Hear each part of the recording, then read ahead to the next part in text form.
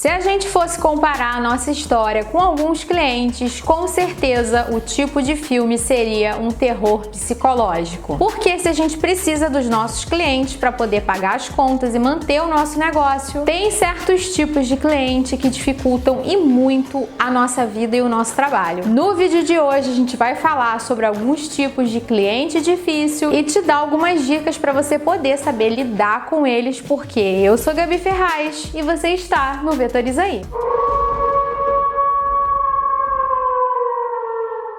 Olá, queridos! Tudo bem com vocês? Sejam muito bem-vindos ao Vetoriza Aí, esse canal que é uma bênção na sua vida no meio de um mar de dificuldades, e é sobre isso que a gente vai falar hoje. A gente vai falar sobre clientes difíceis. Antes da gente partir para nossa pauta, eu quero te convidar para se inscrever aqui no canal. Isso é uma coisa super simples de fazer, deixar a sua inscrição, dar o seu joinha, mas que tem um valor enorme pra gente. Então, se você curte o nosso trabalho, dá o seu like, se inscreve e ativa o sininho das notificações para você ser avisado sempre que tiver um conteúdo novo por aqui. E bom, nesse vídeo a gente vai se concentrar nos tipos difíceis de cliente. Eu não vou falar dos clientes bons, porque desses a gente não precisa de muita ferramenta para poder lidar. Antes de mais nada, a gente tem que estar ciente de que a gente tem que se cercar com algumas seguranças antes de começar um projeto, para que você não fique totalmente desamparado sempre que você topar com um tipo de cliente difícil como os que a gente vai explorar hoje. Essas três coisas são a preocupação com o pagamento, um contrato e um cronograma. Isso é básico. Você começa um projeto, você tem que ter uma proposta formalizada com o cliente, que eu tô chamando aqui de contrato, mas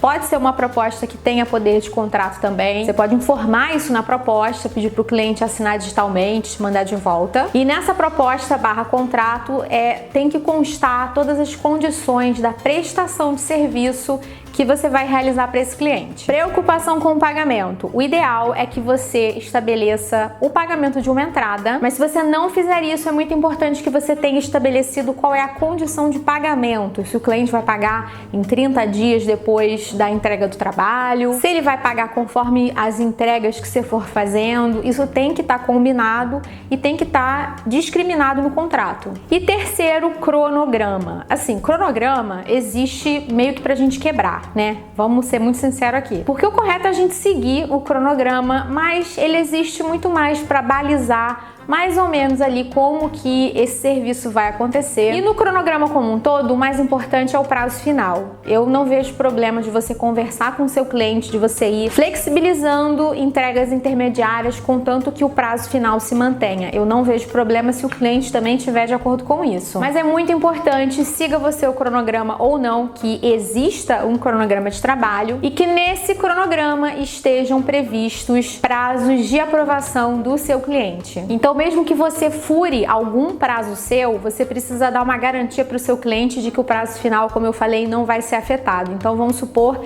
que você tem uma primeira etapa de criação de projeto gráfico que vai ser seguida de uma etapa de diagramação. Se você atrasar o projeto gráfico, você pode falar com o cliente: olha, eu precisei de um dia a mais aqui na criação de projeto, mas eu vou roubar um diazinho da diagramação, e assim a gente não desequilibra o cronograma por um todo. E o seu cliente também tem que estar ciente disso. Se ele atrasou algum prazo que era dele dentro do cronograma, ele vai precisar se antecipar num outro momento do projeto para que a entrega final não seja prejudicada.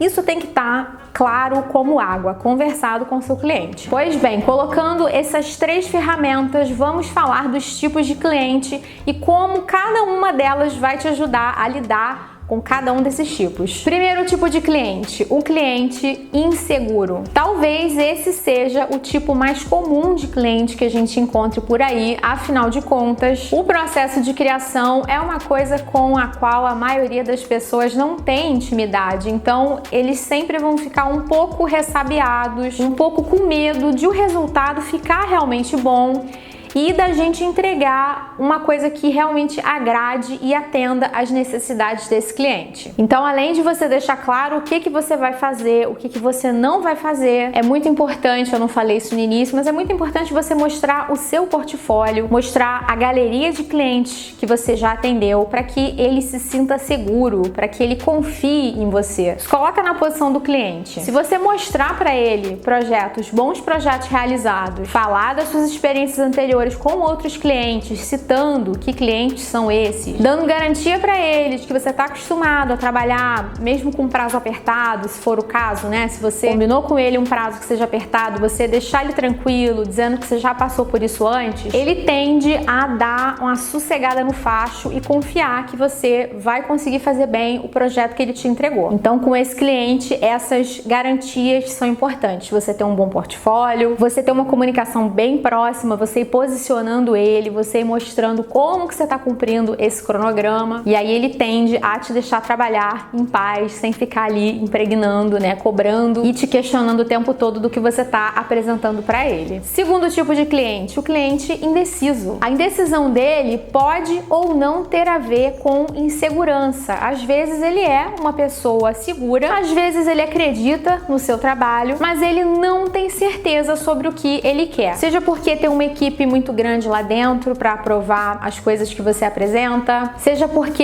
ele mesmo muda de ideia o tempo todo. Então, com esse cliente é muito importante você matar essa indecisão dele, colocando opções bem claras, mostrando no contrato o que você foi contratado e o que você não foi contratado para fazer, e reforçando a importância do cronograma, dizendo, olha, você pode tomar um tempo maior para decidir se você precisar, mas é importante você saber que isso vai prejudicar as etapas lá na frente. A gente talvez precise aumentar o prazo. É isso que você quer? Ou ainda, se ele quiser mudar de ideia com alguma coisa que já está fechada, que já foi validada anteriormente, ele está voltando atrás em etapas. Você mostrar que no seu contrato você cobra a mais por esse tipo de alteração e que além desse impacto no tempo, ele vai ter o impacto de orçamento que já estava previamente acordado no contrato. Terceiro tipo de cliente, o cliente isentão. O cliente isentão é aquele cliente que não quer se comprometer com nada. Ele toma uma posição neutra,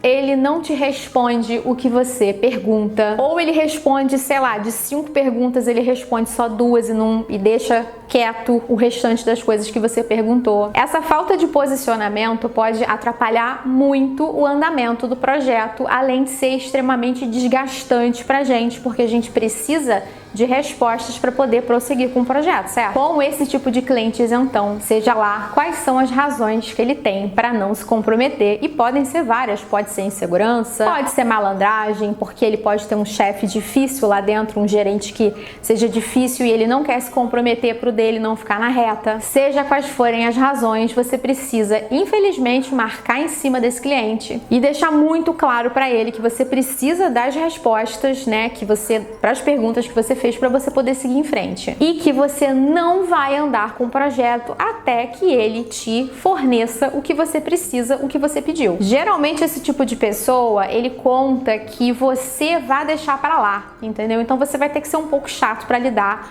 com uma pessoa que não se posiciona, você vai ter que ser mais incisivo. Olha, você não respondeu ainda isso, eu preciso saber. Ou então, você não respondeu, eu posso ficar com a opção tal? E mais importante de tudo, gente, sempre tenha uma oficialização dessas respostas que ele te der. Se você falou com ele por telefone e ele te respondeu no telefone, você manda em seguida um e-mail falando, olha, conforme conversado por telefone, estamos seguindo com a opção A, estamos seguindo com o fornecedor não sei das quantas. Crie provas de que uma decisão foi tomada, porque lá na frente, se ele quiser usar essa porta, né, que ele tá sempre deixando a porta aberta ali para ele poder mudar de ideia, para ele poder mudar ali o rumo do que foi combinado, se lá na frente isso acontecer, você vai ter como provar. Você vai ter, olha, tá vendo aqui? Eu te avisei no e-mail do dia tal. Se possível, também copie outras pessoas na comunicação, porque você quer se proteger para que você não tenha que ter retrabalho, para que você não tenha que pagar de alguma forma por conta dessa falta de resposta que esse tipo de pessoa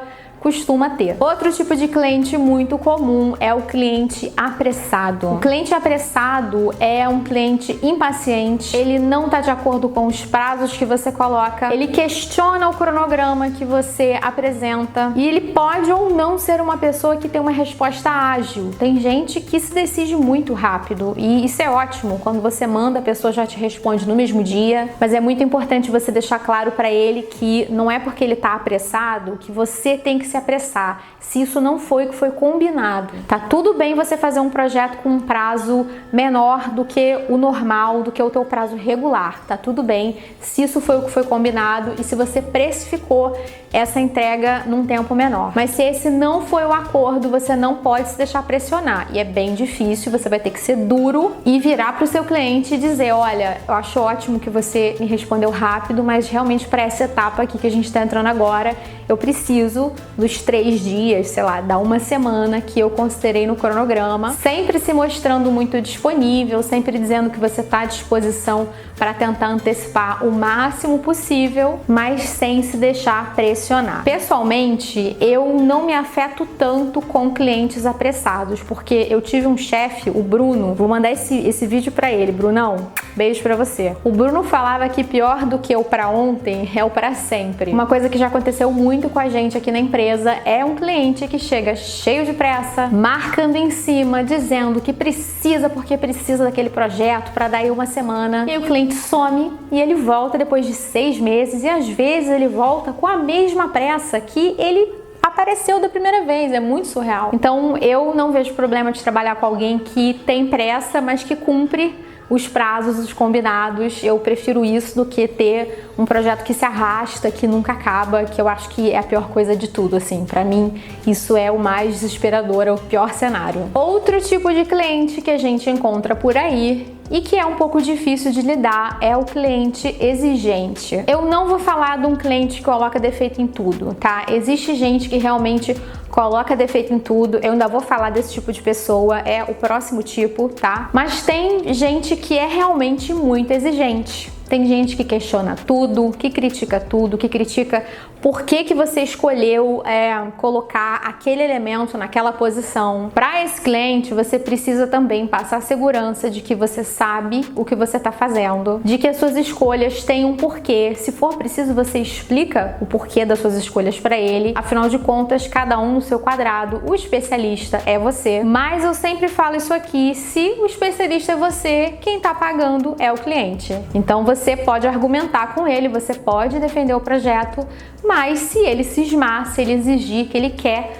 uma determinada coisa, você vai ter que fazer o que ele está pedindo. Ainda que você deixe muito claro de que você não está de acordo com aquilo, sabe? Às vezes ele vai pedir, sei lá, para colocar uma foto que não tem nada a ver, ou vai pedir para trocar uma cor, porque é a cor da empresa, ainda que não tenha nada a ver naquele contexto. Você fala: olha, eu não tô de acordo, eu não acho que vai ser bom, mas a escolha é sua, realmente eu posso fazer, mas é importante você saber que eu recomendaria que fosse de outro jeito. Então, com esse cliente a gente tem bem pouca margem de manobra, geralmente demora para eles ganharem confiança. Isso pode acontecer, você tem um cliente exigente que tá com você há muito tempo, e com o tempo vai ficando mais fácil porque ele vai entendendo que você realmente sabe o que você está fazendo. Novamente, esse tipo de cliente também não me incomoda tanto. É claro que é um pouco chato você ter alguém ali te questionando, exigindo muito. Isso é um pouco desgastante, mas acontece muito do cliente ser exigente, exigir uma determinada coisa, criticar um determinado ponto, e a gente vê que o projeto fica melhor com aquele feedback que ele deu. Então, eu consigo ver com bons olhos a exigência de alguns clientes, realmente fazem o projeto crescer. Bom, deixei por último o tipo de cliente que eu considero mais irritante. Eu quero te lembrar para se inscrever aqui no canal e dar o seu joinha, porque o último tipo de cliente é o cliente arrogante. Ele não é exigente porque ele quer muita qualidade. Ele é exigente porque ele acha que ele sabe de tudo e você não sabe nada. Ou ele tá tentando impressionar alguém dentro da empresa, então ele tem uma postura arrogante de colocar defeito em absolutamente tudo, em criticar coisas que estão boas sem nenhum fundamento, simplesmente porque é o tipo de pessoa que acha que os outros vão trabalhar melhor quando estão sob algum tipo de assédio moral, emocional. Esse tipo de cliente, pra mim, pessoalmente, é o mais difícil, porque ele se apoia na posição de cliente, de pagante, para dizer que aquilo que você apresentou tá muito ruim, tá muito longe das expectativas. E aí, novamente, a gente vai ter que resgatar aquelas ferramentas lá do início que eu falei para vocês. O contrato dizendo o que estava estabelecido, o que estava combinado, e o cronograma. Você vai ter que botar o cronograma e falar para ele que se ele continuar fazendo tanta exigência, querendo mexer em coisas que estão boas, e aí você vai precisar dizer que a sua expertise de designer te qualifica para dizer que aquilo ali tá bom e principalmente tá adequado ao briefing que você fechou com esse cliente. Eu não falei do briefing no início, mas o briefing também é muito importante, porque o briefing vai materializar essa lista de exigências e de expectativas que esse cliente tem no início do projeto. Então, bota o briefing também aí como um documento importante. Então, você vai ter que resgatar esse briefing, vai ter que resgatar o cronograma e mostrar para ele que sim, você está seguindo o que está acordado e que se vocês continuarem nesse looping de alteração e de refação infinito, o projeto não vai ser finalizado dentro do prazo que foi combinado. E bom, para esses clientes que são mais insuportáveis, a gente precisa ter uma cláusula de saída no contrato. Todo contrato tem que ter uma cláusula de encerramento, porque é justo, né, que tanto o cliente quanto você possam querer encerrar a parceria antes da finalização do projeto, mas é importante mais do que tudo que tenha ali uma condição de, olha, eu não estou atendendo às suas expectativas, então é melhor a gente encerrar por aqui, que você pague o trabalho que foi feito, foi realizado até aqui e siga feliz para continuar com outro profissional que você acha que vai conseguir atender aí o que você está desejando. Não é fácil, com o tempo a gente vai criando uma casca, vai aprendendo a lidar melhor com essas pessoas, mas nunca deixa de ser desgastante quando a gente tem que lidar com um cliente que é difícil, que às vezes usa grosseria, que enfim, é difícil, mas a gente consegue, né? Se você usar essas ferramentas que eu falei, a gente vai conseguindo lidar, vai conseguindo levar e vai conseguindo levar essas relações que são relações comerciais com menos prejuízo, tanto para a saúde quanto prejuízo financeiro. E é isso, gente. Vocês sentiram falta de algum tipo de cliente que eu não falei aqui? Deixa um comentário pra gente contando o que você achou desse vídeo, se você já encontrou algum desses tipos na sua vida ou se você sentiu falta de algum perfil de cliente que eu não citei aqui. Eu vou ficando por aqui, um beijo e até a próxima. Tchau!